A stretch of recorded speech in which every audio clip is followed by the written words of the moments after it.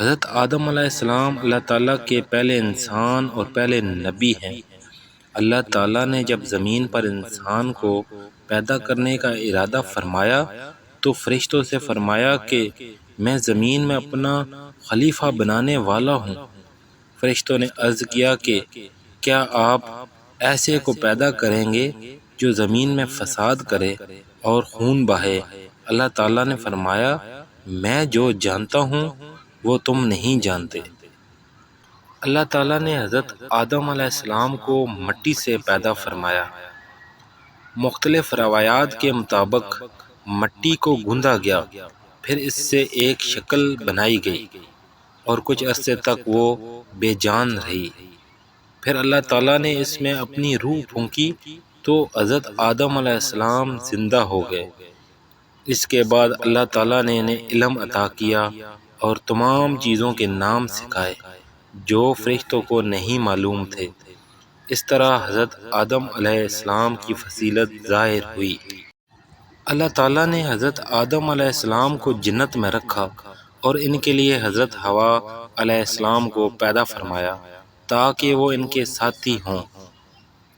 دونوں کو حکم دیا گیا کہ جنت میں جہاں چاہیں رہیں، کھائیں پئیں، لیکن ایک خاص درخت کے قریب نہ جائیں۔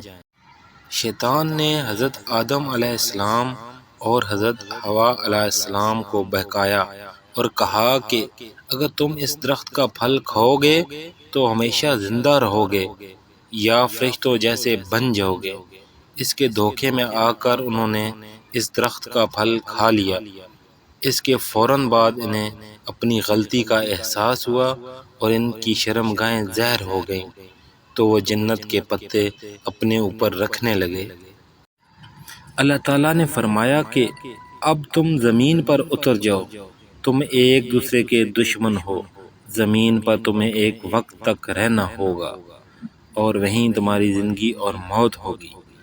اس طرح حضرت آدم علیہ السلام اور حضرت حوا علیہ السلام کو جنت سے زمین پر بھیجا گیا۔ روایات کے مطابق حضرت آدم علیہ السلام کو مختلف مقامات پر اتارا گیا۔ بعض روایات میں آتا ہے کہ آپ کو موجودہ سری لنکا میں اتارا گیا اور حضرت حوا علیہ السلام کو جدہ کے مقام پر۔ دونوں کافی عرصے تک ایک دوسرے سے جدا رہے اور اللہ تعالیٰ سے دعا کرتے رہے۔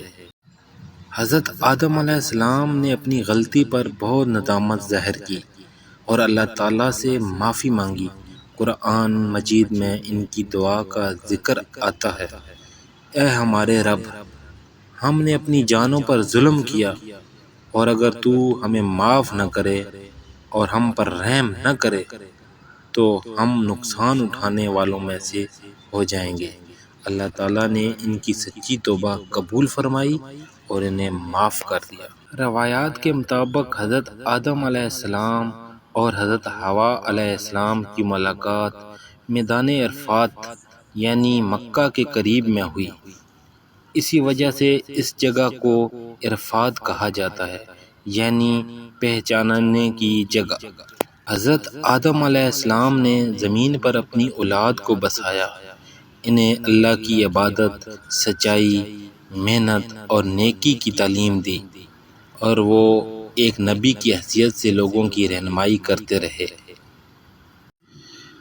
حضرت آدم علیہ السلام کا واقعہ ہمیں کہیں اہم سبق دیتا ہے۔ تکبر انسان کو تباہی کی طرف لے جاتا ہے، جیسے ابلیس۔ شیطان انسان کا کھلا دشمن ہے۔ انسان سے غلطی ہو سکتی ہے لیکن سچی توبہ سے معافی مل جاتی ہے۔ اللہ تعالیٰ نہایت مہربان اور بخشنے والا ہے۔ یہ مکمل واقعہ ہمیں اپنی زندگی کو بہتر بنانے اور اللہ کی اطاعت کرنے کا درس دیتا ہے۔